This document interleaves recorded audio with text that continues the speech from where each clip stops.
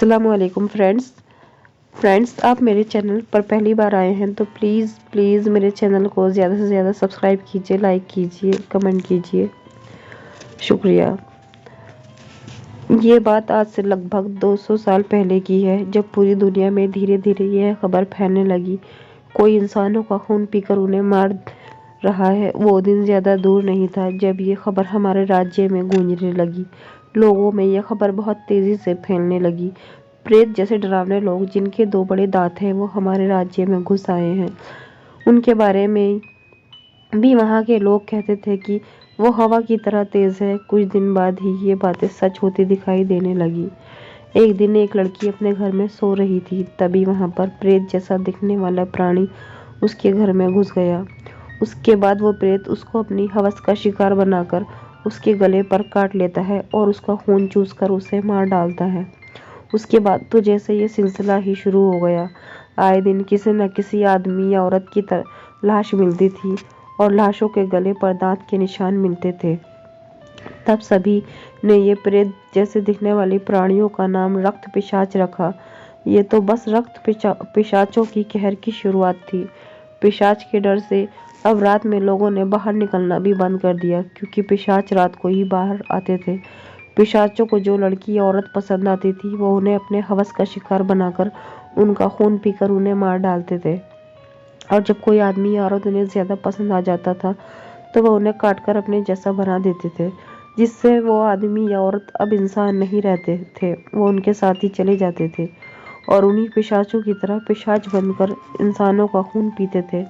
ये बात हमारे राजा को जैसे ही पता चली, उन्होंने इस बात की तहकीकात करने के लिए अपने सिपाहियों को इस बात की सच्चाई पता लगाने भेज दिया। उन्हीं सिपाहियों के सेनापति, जिनका नाम सत्यप्रकाश सिंह था, वो बहुत बहादुर और निडर थे।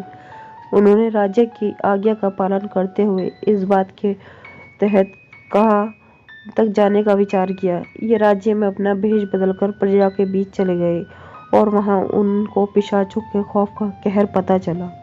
इस बात में सच्चाई यह नहीं है कि जानने के लिए 5 सिपाहियों को जंगल में भेज दिया। इन्हें लगा कि कोई शायद खूंखार जानवर हमारे राज्य में घुस आया है। जंगल में चारों तरफ सन्नाटा था और अंधेरा था। अब वो 5 सिपाही जंगल में थोड़ी दूर पहुंचते हैं तो उन्हें किसी इंसान की चीखने की आवाज़ सुनाई देती है। वो उस आवाज़ के पीछे दौड़कर जाते हैं और वह देखते हैं कि कोई उस इंसान का खून पी रहा है। ये देखकर वो अपना भाला लेकर उसकी तरफ दौड़ते हैं, पर वह अचानक कहीं गायब हो जाता है और वो इंसान मर चुका होता है। ये सिपाही कुछ सोच पाते कि वो क्या भला है, उससे पहले ही सबसे पीछे खड़ा उनका सिपाही गायब हो जाता है और थोड़ी देर में इनके ऊपर ही उस सिपाही की लाश गिरती है, जिसके गले में वही काटने का निशान था। ये देखकर चारों सिपाही बहुत डर जाते हैं और वो हर तरफ देखने की कोशिश करते हैं, पर उन्हें कुछ नजर नहीं आता।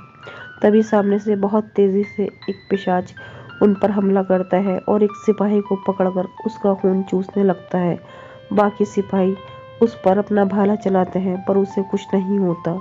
तभी पीछे से एक और पिशाच उसमें से एक सिपाही पर हमला कर उसे मार डालता है। बाकी के 2 सिपाही अपनी जान बचाकर बहुत तेजी से वहां से भागते हैं, पर उन्हें नहीं पता था उनका पाला आज किससे पड़ा है। वो पिशाच चुटकी भर में ही दोनों को मार डालते हैं।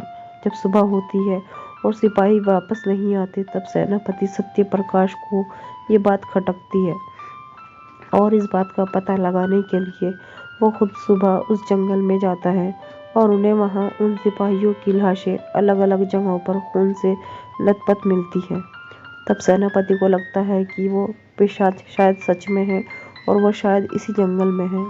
इसलिए वो वापस जाते हैं और करीब 25 सिपाहियों के साथ वापस जंगल में आते हैं, क्योंकि और सिपाही राजा की आज्ञा पर पूरे राज्य में फैले हुए थे। इसलिए सेनापति के पास उस समय सिर्फ 25 सिपाही और बचे थे। सेनापति जंगल में वापस आकर 25 सिपाहियों के जरिए जाल बनाते हैं ताकि पिशाचों को फंसाया जा सके। वो घड़ी भी आ जाती है जो सेनापति सहित 25 सिपाहियों की जिंदगी और मौत तय करने वाला था।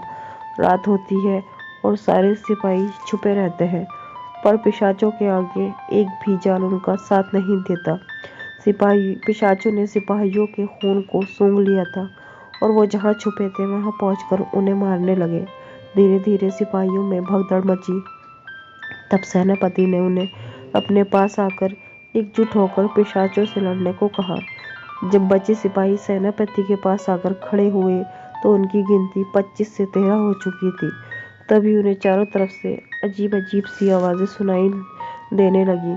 उसके बाद एक सिपाही को जमीन से पेड़ों पर खींचकर पिशाच ले जाने लगा। सेनापति तब सिपाहियों को पेड़ों से दूर खड़े होने को कहा और कहा, ऊपर ही है, अपने हथियार तैयार रखो। अब तक सिपाहियों की संख्या 6 हो चुकी थी। तभी 3 पिशाचों ने उन पर सामने से हमला कर दिया। सिपाहियों ने अपनी पूरी ताकत से उनसे लड़ने की कोशिश की, पर उनके हथियार उन रक्त पिशाचों के आगे कुछ भी नहीं थे। उन पिशाचों ने एक एक करके सेनापति सहित सारे सिपाहियों को खत्म कर दिया। कुछ दिन बाद राजा ने इन पिशाचों का तोड़ ढूंढ लिया। फिर उन पिशाचों को मारा जाने लगा। धीरे धीरे पिशाच गायब होने लगे। पर कहते हैं पिशाच आज भी हमारे इंसानों की बीच इंसानों की तरह रह रहे हैं। वो समय आने पर ही बाहर आते हैं। इसमें कितनी हकीकत है ये नहीं मालूम। फ्रेंड्स, आपको मेरी कहानी पसंद आई है तो प्लीज़ मेरी कहानी को ज़्यादा से ज़्यादा सब्सक्राइब कीजिए, लाइक कीजिए। शुक्रिया। अल्लाह हाफ़िज़।